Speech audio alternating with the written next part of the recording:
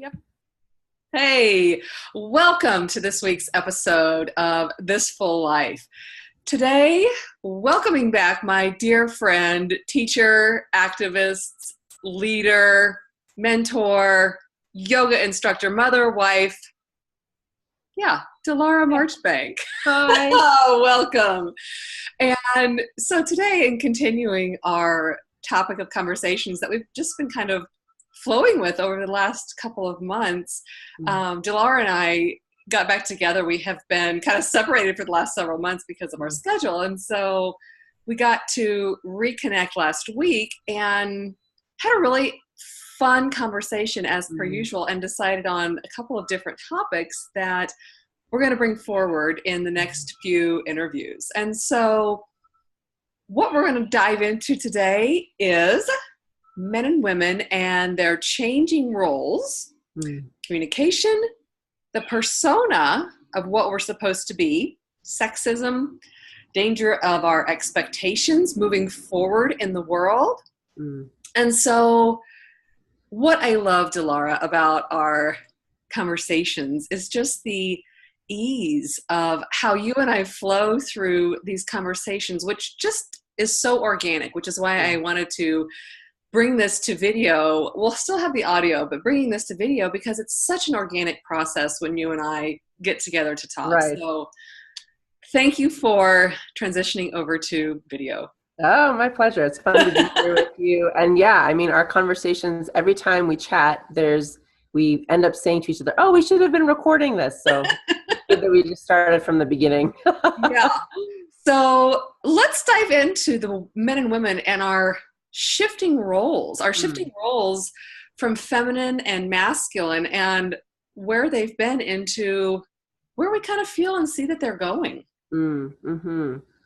Yeah, another dear friend of mine she and I have conversations about global patterns of things, and she is very keenly attuned to the shifts in how men and women are interacting on a global scale, because she has so many clients from all over the world. And so one of the things that constantly comes up in our conversation, which you and I started to touch on last time, is this idea that the traditional way that we think about what it means to be a woman, what it means to be a man, is really shifting, and as it needs to, quite frankly, because the world, like on the world stage, there's been a domination of what I would call masculine energy for, generations, for centuries. And there are certainly benefits that have come out of that, but there are a lot of imbalances that have been created. And as a result, in this day and age, when we are moving toward a collective oneness as a humanity, some of those assumptions and some of those patterns need to be re-examined very, very carefully. And so what's already starting to happen just naturally is there is a rise in what I would consider feminine energy, divine feminine energy, and in a lot of different aspects of our everyday life. And so, whether it comes to shifting roles within a household, or the shifts in workplace and who's leading what and how groups come together, or even just, like in industry and commerce in general, what we're realizing needs to happen in order for the organizations that already exist to grow is different than what we used to think, so there used to be maybe this push toward, let's get this done, and the bottom line, and plans, and organization, and all of this. And it's not to say that those things are not qualities of the feminine as well, but now there is a shift toward recognizing the value of collaboration, the value of communication, clear communication, the value of everybody's input being recognized and valued in the conversation. And these are not traditionally masculine traits, at least as they've been expressed in the world. So, it's interesting. There's every organization, every being has a life cycle, right? I mean, as human beings, we're born, we come into the world, we grow, we develop, and eventually we die. The physical form dies away.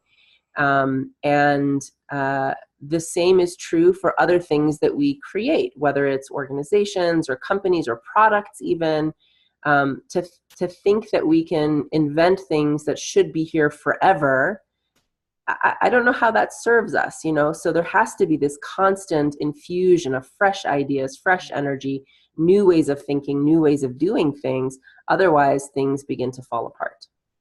So let me just back up. I mean, I thank you for everything that you've said, because boy, is my mind just going in a good way. And so backing up to when we were, and actually just about what you touched on, the old ways of being versus the new ways of being. And so that feminine energy does seem to be coming in.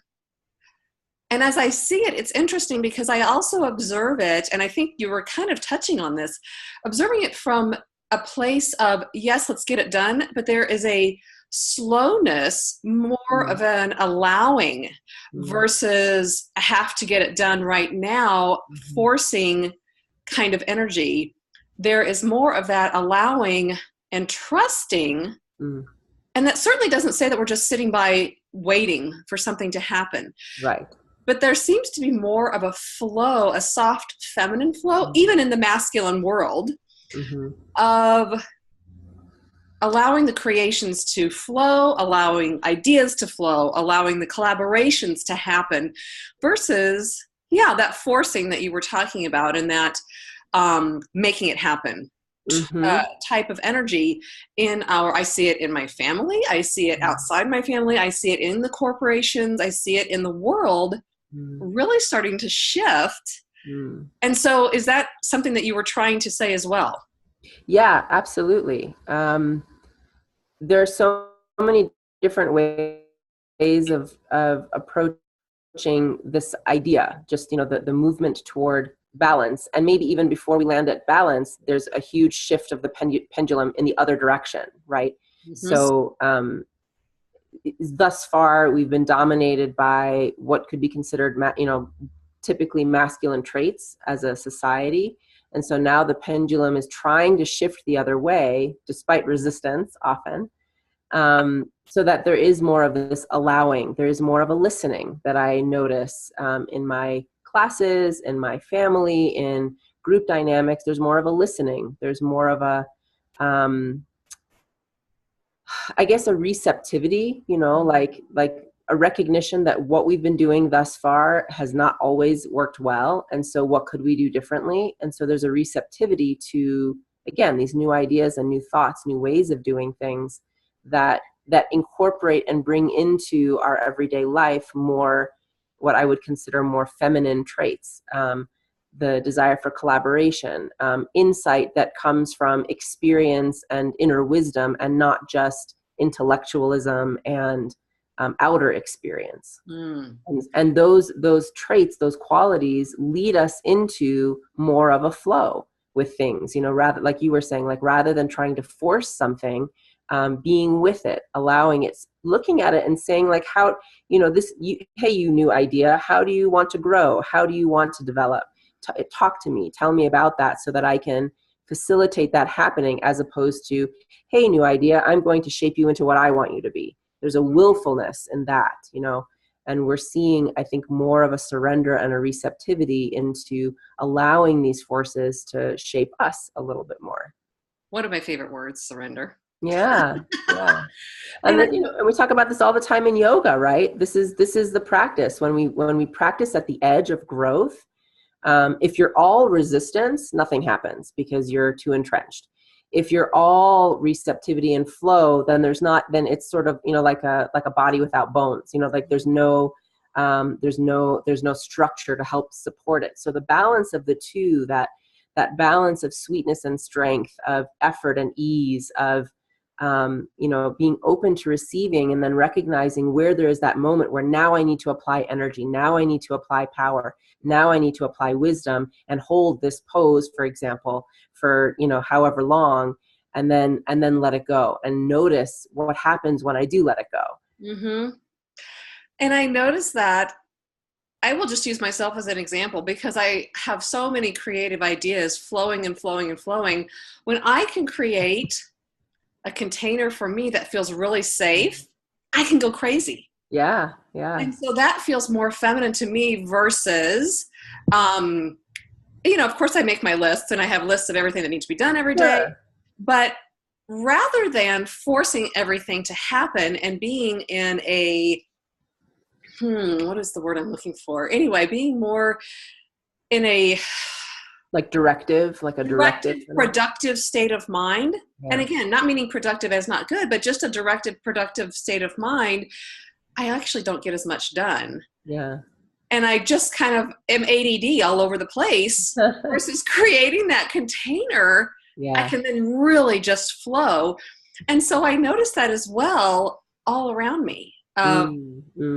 When there is this boundary that you have created, this safe place for you to be, that feels really good for you, then the creation flows and you can just be this force of light, this force of change within your safe space. And I feel like that is shifting as well. I feel like there is this shift of collaboration, of communication, of allowing and listening that seems to be flowing more so, and seems to be really picking up momentum than ever happened in the past. And that momentum is almost palpable. Yeah. That feminine energy, that momentum of feminine energy feels really good. And I could be only in my own little bubble, but it feels really good to feel that externally, of that soft feminine energy and wisdom, and those allowing it to happen. You can also feel that energy of others allowing that feminine wisdom, feminine enhancement, feminine growth, allowing it to flow in to the world as well. Yeah. Yeah. And, and then I want to say, for the gentleman listening in on this conversation, participating in this conversation, whenever there's an imbalance, especially of power, there is a detriment both to the being, the individual, let's say in a human context, the people that are on the negative end of the imbalance, as well as on the positive end of the imbalance. So while there may have been this perception that maintaining status quo when it comes to the balance between men and women in the world has benefited men immensely, and there's no argument that in certain aspects it has been a benefit to them and a detriment to women, on a subtler level, on a spiritual level particularly, there has been a huge detriment to men. And all the qualities that they have, because a human being is a human being, and the soul in and of itself has the same capacity, whether it shows up in a female body or a male body, and with a growing awareness of, just that gender can be fluid, that ideas of masculinity and femininity can be fluid, has introduced this notion and sort of awakened people, I think, to the fact that, men have really suffered for the fact that they've held on to masculinity so strongly. And again, not every man, not in every circumstance, not in every relationship, but generally speaking, and it has made them suffer in the way that they've not developed qualities and capacities that they have. And it's sort of like, if you do weightlifting with only one arm, the imbalance that's created in the huge musculature of one side of your body versus the other side of your body, it's also a detriment. Like the side that you've developed is strong, but it also begins to suffer muscle fatigue because it's always compensating for the other side. And so there's a way in which, men have not been able to develop their inner wisdom, or that listening to that inner wisdom as much as they have had the capacity to do. They've had to, sort of like buck up and create this image of what it means to be a man in the world, that allows no flexibility for personal expression. And, what I notice in the generation of children that's growing up now is a huge push toward, I was just reading an article the other day that was talking about like what it means to raise a sweet boy, to raise a boy in this world that's sweet, and why that's such an amazing thing. I don't think we were having that conversation 50 years ago. Oh, no. Yeah. You know I what I can't mean? even imagine. No, it was the boys, you don't cry, you don't show your emotion, Yeah. you're in charge, you're the Yeah. head. Yeah. End of story. Yeah. Yeah. And what a And shutdown. it's heartbreaking to me when I think of, all the men in the world who've been sort of oppressed by this cage that they've developed themselves. You know what I mean? It's Right. like, wow, wow, wow. What would it look like if you were to give in to that a little bit? What would it look like if you were to have a feeling or two? What would it look like to, Right. to allow yourself to be vulnerable? What would grow in that space of vulnerability? What would new seed would be planted there? Well, and also as you're talking, what I'm also recognizing that we are, and I love that we are talking about the masculine and the men and the growth, because I see it. I see it all around me. I went to a retreat workshop intensive this weekend, and it was led by an incredibly strong woman who was maybe 5'1" or 5'2" at the most, very small stature, so much power. I don't know where it came from because her physical body is so small. She shared the stage with two other men who were super powerful within themselves, but were very well balanced, because at several times they were crying. Yeah.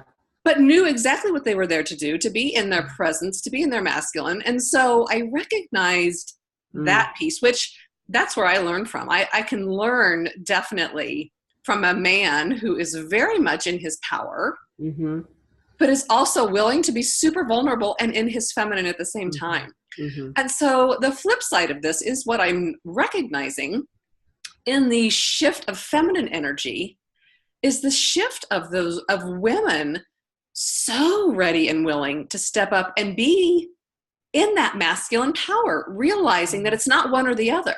In the 70s and 80s, it was really the women that were trying to come up and be in their power were seen as bitches, or, whatever terminologies fit. And they weren't seen as almost weren't seen as worthy. They were just seen as this force. Yeah. And some of them were accepted, but I think it was by push and shove. And so I recognize and notice the different shifts. Oh, are you still there? You're frozen. I am. No, okay. And so what I see is, yes, thankfully, this shift of women in power in their masculine energy, and so in their feminine energy as well. Right. Bringing the balance to it. Exactly. Completely bringing the balance to it, and being accepted for having that balance, and being seen for having that balance. Yeah. Yeah. In the Baha'i writings, it is said that humanity is like a bird with two wings. One is women and the other is men. The bird cannot fly if only one of those wings is developed. And so in order for humanity to advance as a whole, to keep growing, to keep progressing, both aspects of the male and female, of the masculine and feminine, have to be developed equally. And otherwise the bird can't fly. I mean, that's just, the bottom line. And so, right, again, I think the thing that did not serve, and I want to just say, I'm so grateful to all the women that have embraced every aspect of themselves, including their masculine power, including, even overexpression of that masculine power for the sake of advancing women's issues. Like, that was really necessary and needed. And now that we're moving, hopefully, toward more balance, what does that look like? Does it need to look like women who are super masculine? Is that the only way that a woman can get respect? I would argue that if that is the only way that a woman can get respect, we need to rethink the whole thing again, because again, it belies the balance that's necessary in each of us. And certainly there are aspects of ourselves that find more expression than others, but there is such an innate power to what women have to offer, whether quietly or loudly, whether with humility or with brashness, that there just we need to maintain that balance. We need to make spaces for those voices to be heard. To me, that's one of the most powerful things about this most recent Me Too movement, of like giving space for women's voices to be heard. And men who get it, like what just, it brings tears to my eyes, is seeing men who really get it, giving women space, making sure that there's space, sort of like clearing a path for those voices to be heard so that healing can happen, so that we can come together. Yeah, it makes me cry too. Yeah. I mean, it's powerful. It is so powerful because yes, there are a lot of men so willing to hold that space for the growth that is happening and acknowledge what has come, what is the past, what is coming forward, and acknowledging the rights and the wrongs, and acknowledging the space that women are now coming from and can come from. And so I also loved one of the words that you just used, and now I'm so emotional I forgot. But having a quiet space, that's what it was. Women be in such a quiet space, because there is strength, so much strength in quietness. And so this particular woman that I got to witness this weekend came from a space of such strength and power and knowledge, and delivered from that space. But there was a quietness to her as well, an inner quiet strength that blew me away, frankly. I mean, I've chatted with this woman many times online, on the phone, and really having been in her physical presence was awesome in that place. And it was such a great example and reminder of where you can completely be. Yeah. She made no apologies for her presence, made no pretenses about her presence. She was just fully herself, fully present, fully comfortable where she was.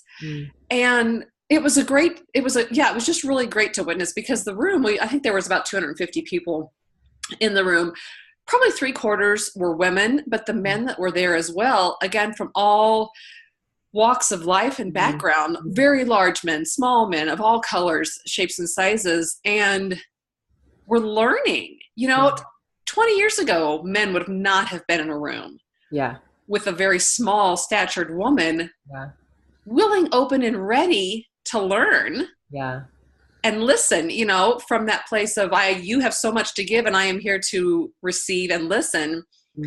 And so many dynamics happened this weekend that was really affirming to me on the path and the trajectory of where we're going as a race, as a human race, of listening, like opening and really being willing to listen to a feminine leader. Not that we haven't had feminine leaders in the past. I think this was such an example in a small arena of 250 people, but it was just so confirming and affirming for me that this is where we are. And this is where we are evolving to. I just, it was learning on so many levels, just not my own, but on a level of where we are today. Seeing the bigger picture. Of where we're going. There's an amazing quote that I read once. It's attributed as a Cherokee proverb. And I will confess that I haven't researched it to know if that's its true source, but I love the essence of it so much. I wanted to share it and just see what you think about it. So it is this: a woman's highest calling is to lead a man to his soul, so as to unite him with source. Her lowest calling is to seduce, separating man from his soul and leave him aimlessly wandering. A man's highest calling is to protect woman, so she is free to walk the earth unharmed. A man's lowest calling is to ambush and force his way into the life of a woman. It's a very interesting paradigm that it suggests, but I wondered what your thoughts were on that. Well, it hit home really big, because in the masculine, I feel very held and very protected. And I want that strength in that space. Mm-hmm. And I'm just speaking for myself. Mm-hmm. So personally, I love that. But I also love that what was the very first line that you said? A woman's highest calling. Sorry about the men. My apologies. Is to lead a man to his soul. Oh, a man's highest calling is to protect woman so she is free to walk the earth unharmed. Yes. Yeah. So it all hit really hard and in a good way. I knew you'd like that one. Yeah. And I would love if you would send that, because I would like to post that with this. Sure. So yes, it is to hold me in that place of strength and divine guidance so that I can be. It's almost my created box, if you will, of safety. Yeah. And paving the way so that I can be me. Mm-hmm. And it feels like, because, well, this is an emotional one today. It might also be that I'm on a lack of sleep. It's good though. I mean, I think there's an energy to this that's resonating for you. I imagine it resonates for a lot of people, you know, when we think about like what it means to be who we are. It does, because that masculine energy feels like, for me, and I don't think I'm alone, feels like, yes, we are so here to serve you and to protect you from that masculine place, but also with a feminine balance, so that as the feminine is now, like it or not, really coming into balance and really coming forward, the masculine is here to pave the way as well, and to make sure that the road is very clear, mm-hmm. so that we can do our job, mm-hmm. so that we can stand up and be the chief of the tribe, as were the mm-hmm. women in tribes hundreds of years ago, right? And well, and not even, I think there are tribes that are led by women, right? The mm-hmm. indigenous peoples tribes, the chief of the tribe was a woman. Mm-hmm. And I love that. God, that was just, thank you for sharing that, because it feels so balanced and right. And after, and I will again use myself as my own example. So after this incredible weekend that I was just at, so many personal shifts and emotional shifts and business shifts happened. Wow. And so I came home to share with my husband, who I have known for like 5 years now, like in some capacity we're supposed to be working together, and I didn't know what that would look like. I just trusted and knew I would know when it would show up. I would know when it was ready, and I would know it would just unfold organically. Yeah. And so when I came home, my husband has an MBA and loves that. Like, he loves that side of creation. Yeah. And when I came home, I was so overwhelmed and overloaded in a good way. But I thought, God, if he were here with me, he would so hear all of this side of it that I'm like trying to take a gazillion notes on, because I'm trying to take notes so that he can help me when I come home to put this into perspective. And so at the very end, they said, so I'm in this coaching class now for a year with several different business coaches, and we have 3 to 4 retreats a year now. And if you have a business partner, that business partner can come with you, because this is for both of you. And I was just like, oh my God, this is it. Yeah. So when I came home and shared, he was so willing, because of course this is where he geeks out, right? This is his joy of using all of his skills that he loves to use. And so what I witnessed internally was this shift of my partner, who has been fully in his masculine because he's been in the military. And so fully being that masculine energy that has been now shifting and being so willing to be led by me and willing to take direction. Not that I'm not listening to him, because I so am listening to his direction as well, but so willing to be led by me and take direction from me and take guidance because he even said last night as we were still working, it was almost 9 o'clock. He finally said, okay, let's turn this off. Yeah. You can give me more direction tomorrow on where you want to go. Versus and it was like almost the first time I had heard him say that.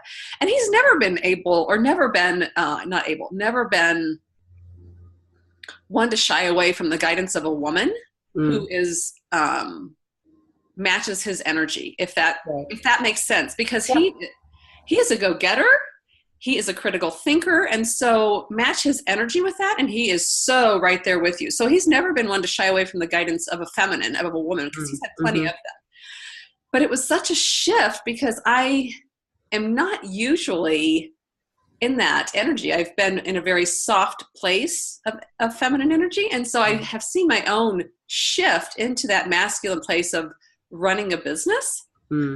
And so in noticing that shift, something has obviously shifted within me for him to step up and say, yeah, I'm totally willing to do this business with you. You take the lead and I will follow. Was just a really great shift. Well, and what you're describing, to me, it's a manifestation of that quote, and it's not to say that there is a dichotomy, so it's not to say that women cannot protect themselves. It's not to say that men cannot be spiritual leaders either. It is to say that there is a divine power that all of us have. And if we tune into that power and we use it in the way that it supports and serves the people around us, our community, our humanity, then we are contributing to that new balance. We're contributing to this kind of shift that you're describing. What you're describing is he's creating a protective space in which you can flourish and lead him to know himself more, and that's what we're talking about. So if one of our roles as women in the world is to help lead people to their spiritual truth and who they are in the world, then there needs to be a space held for that, a container around that.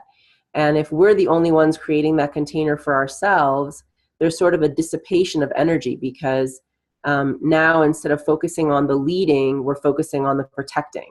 And so if the complementary role of creating that container, creating that protective space is focused on by men, for example, then it frees us up to do what we do best. And that's exactly what you're describing. Like, he comes to this new partnership in business with his skills, like, you're not trying to run it from an MBA perspective. You're just being Tara. And he's coming to the situation and he's just being himself. And so, like, both of you, and then it's like light upon light, And it was such an organic evolution. Well, yes and no. There was a lot of kicking and screaming along the way. Well, yeah. It's not like there's growth takes stress, right? In order to grow, you have to feel stress against the body and your mind, and stress creates opportunity for growth. So yeah, there's always the tension and the conflict, so that you see what it is that needs to grow from there, what it is that needs to shift. Absolutely. And it feels like an example. Like, I am here to shift the world, as we all are, as feminine. Shifting it on that micro scale first can only happen. I mean, it's like the classic airlines, right? Put your mask on first before you help anybody else. And so for me to shift it first in my immediate circle has to happen before I can then create that change and that shift in the world that will just be that ripple effect. So creating it internally first, right here for me, had to happen before, we can allow those ripples to just really flow out. And it requires you to be yourself. This is something else. I was talking about this last night with a couple of friends. We were in a group meeting together, and there were just some really interesting dynamics that were coming to the surface, partly having to do with masculine and feminine, quite honestly, and partly just having to do with, like, we all bring our personal woundedness to everything that we do. And so I might be part of a group that's trying to do something or create something, and I'm sitting here feeling some kind of feeling because somebody said something, they didn't realize they triggered me, but now I feel triggered and that's coming up for me, and so that kind of conflict can come up to the surface. But what we were talking about and reflecting on the dynamics that happened during the meeting was that if each person could show up authentically as him or herself to those spaces, to that particular space, but in general, if we show up as who we are and we bring the best of what we have to offer, and we don't worry about trying to be something that we're not, when we're showing up authentically like that, it's easier for people to align to that. Because it's like, it's sort of like you look outside and it's cloudy, it looks like it's going to rain. You align your choices of how you dress that day, based on what you're seeing. The weather is what it is. When we show up in the same way in our relationships, authentically as ourselves, when we learn to claim that for ourselves as women particularly, like this is who I am. And not in the way of like stubbornness, not in the way of like, this is who I am and you just have to deal with it. In the way of like this is naturally what I have to offer. Give me opportunities to grow. I can grow as well. But this is what I bring to the table. Then the things around me, the people around me align to that. But when we feel wishy-washy, when we feel like I don't want to say what I have to say, when we hold ourselves back, then there's nothing to come toward. It's like, you know what I'm saying? Like there's no foundation to lean into. And I totally agree, because when we can show up with that vibration of self, of our true authentic self, yeah, the vibe, like literally the vibe that we're putting off is so authentic, it just will attract those as well who can feel that vibe. Like you might not know it, you might not be able to name it, you just know, I can fully come and be myself right now. Yeah. Without expectation, without judgment, without anything that we're so used to experiencing. And yeah, you're right. Just being in that presence opens up your own vulnerability. Yeah. Which then opens up everyone else's vulnerability. And when we are in that vulnerable space and are able to see those triggers and feel those triggers, it's a safe space to feel those triggers. Versus another space being in where you don't feel vulnerable and you don't feel safe. And then when those triggers come up, then you're on the defensive. Yeah. And then it comes from a completely different place. You are not willing to look at those triggers. You're not willing to accept what's going on. You will then start the finger pointing. And so those two spaces are such a different place to be in. One space of reactivity, one space of acceptance and activity. Yeah. Because even when those triggers come up, then we are so safe to look at those triggers and really see what has created those triggers and then allow them to be healed and let go. The other one isn't doing anything with the triggers besides magnifying them. Yeah. And I would even say the one is a space of reactivity and the other is a space of creativity. Because when you peel away all of those layers, then the creative energy comes to bear. Then it finds its manifestation. New ideas, new productivity, new activity, new actions, new thoughts, new idea, as opposed to finding yourself in this loop again and again and again of just reacting to the same thing.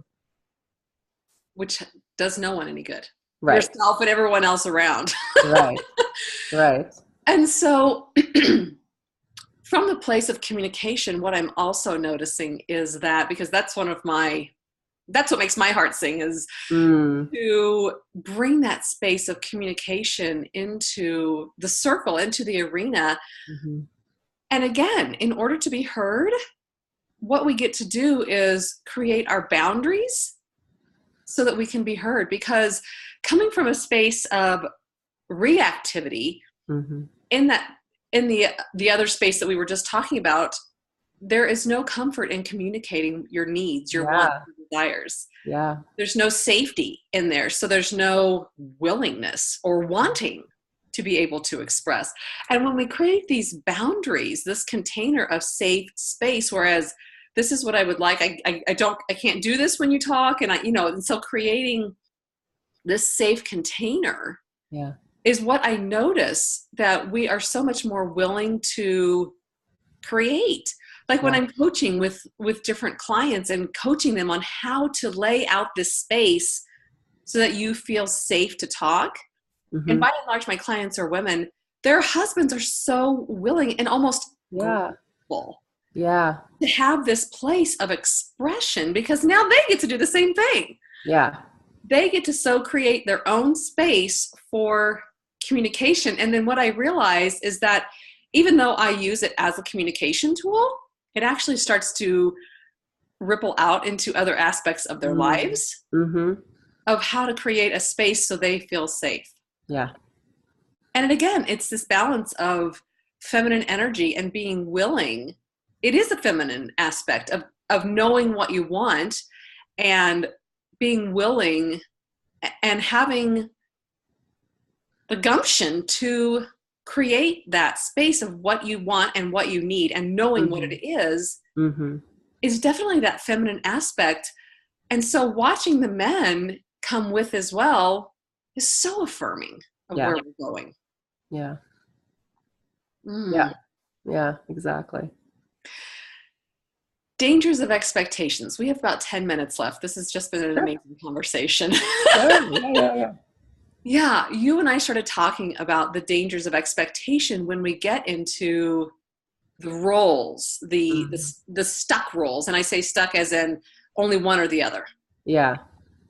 Let's talk about the dangers of expectations of being a man or being a woman, which actually kind of dovetails on the quote that you had just given us. Yeah. Yeah. I think what we talked about was, in this day and age when gender is becoming more fluid, I think for the good, both in terms of allowing people to be who they need to be in the world, and again, for the purpose of moving us toward balance.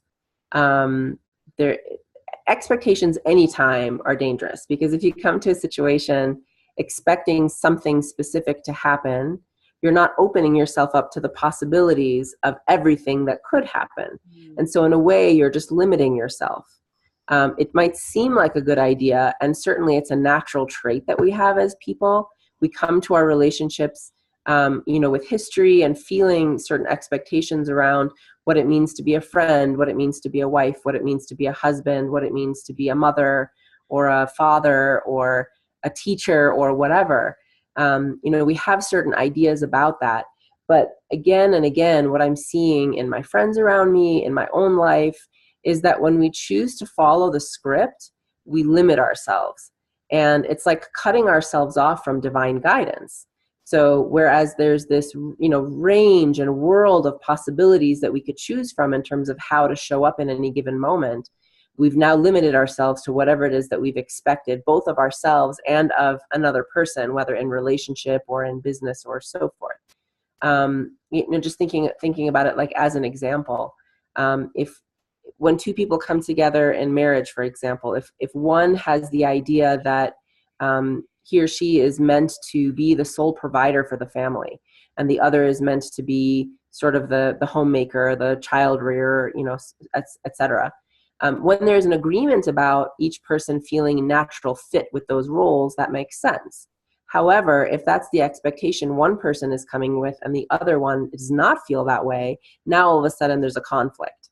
Whereas when we come to the situation and we say, okay, what are your strengths? What is it that you're passionate about in the world? What is it that brings you joy? It brings you joy to go to work every day, to feel productive, to use your mind, to, earn money. Great. You get to do that in this relationship. It makes me feel really happy to create art and to, build a home in which people can come together and serve together and pray together and be in friendship together. And maybe we can raise kids or whatever, that brings me joy. Great. And if the people who are saying each of those things happen to be other than what the traditional gender roles are, so what? If that's what makes that particular relationship and family system work, then let's empower that. Let's support that. Let's encourage that, as opposed to the typical rhetoric around, men who stay at home with their kids, for example, being sissies, or whatever the more vile words around that could be. Or women who, are the primary breadwinners in a family because of education or opportunity or whatever, or again, because they're passionate about that. Like, we need to celebrate that. And we don't, as a society, we don't. And I think that that's really, again, it holds us back. It limits us as human beings. I completely agree. And as you were speaking, I was reminded of a client that I've had in the past. Actually, it was husband and wife. The husband came to me first, wanting to talk because there were a lot of issues going on in his marriage. And so this is what was evolving, was that he was a very tall man, a very strong presence in a room. The roles were shifting big time. He had been pushed out of a job. They were downsizing. And so he really wanted to shift into the role of staying home with the kids and being that nurturing presence in the family. His wife had an amazing job, was a great provider. And so they were trying to shift into that role, and he was extremely comfortable. He loved being the homeroom dad, homeroom mom. Like, he was really enjoying that place because he had been really in corporate America, I think, for like at least 20 years at that point, and really wanted the shift and just really loved and appreciated where he was. And again, the wife made plenty of money to make that shift. It was her that could not get out of her own role and let him be the provider. And so it created so much chaos in the relationship because she could not let go of, well, this is what I am supposed to do. I am the woman. I'm supposed to stay home.